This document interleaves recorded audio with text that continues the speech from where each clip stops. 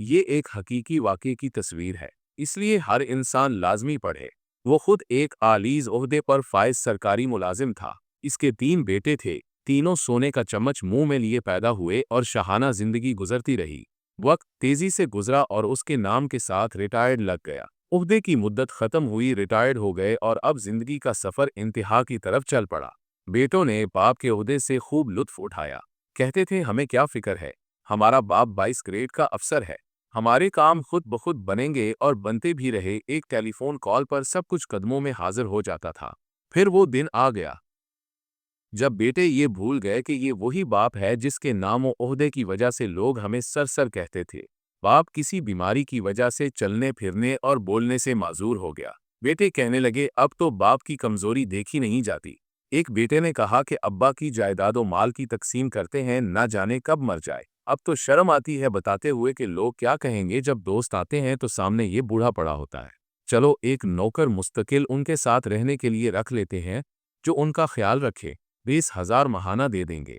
नौकर आ गया और उसी घर के एक कमरे में बाप को फर्श पर गदा लगा दिया गया। नौकर को कहा कि इसका पूरा ख्याल रखना, हमें कोई शिकायत न मिले। बेटों की शादियां हुई। एक ने गर्मी की छुट्टियां गुजारने फ्रांस का प्रोग्राम बनाया और दूसरे ने लंदन और तीसरे ने पेरिस का।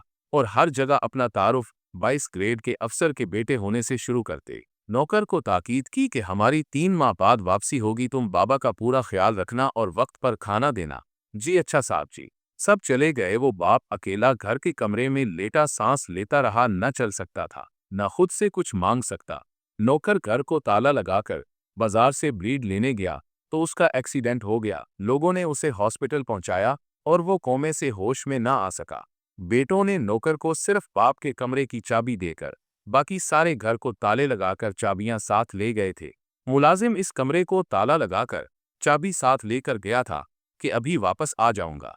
अब बूढ़ा रिटायर्ड सरकारी अफसर कमरे में लॉक हो चुका था और वो चल फिर नहीं सकता था, किसी को आवाज नहीं दे सकता था। लिहाजा 3 माह बाद जब बेटे वापस आए और ताला तोड़कर कमरा खोला गया तो लाश की हालत वो हो चुकी थी जो तस्वीर में दिखाई दे रही है।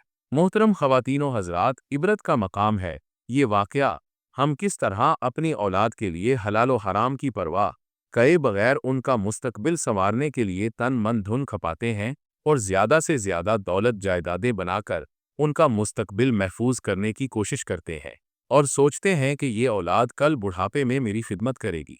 आलीज़ तरीन गैर मुल्की स्कूलों में दुनियावी तालीम दिलवाते हैं और दीन इस्लाम की तालीम दिलवाने को तौहीन समझते हैं, जिसमें सिखाया जाता है कि वालदैन की खिदमत में अज़मत है।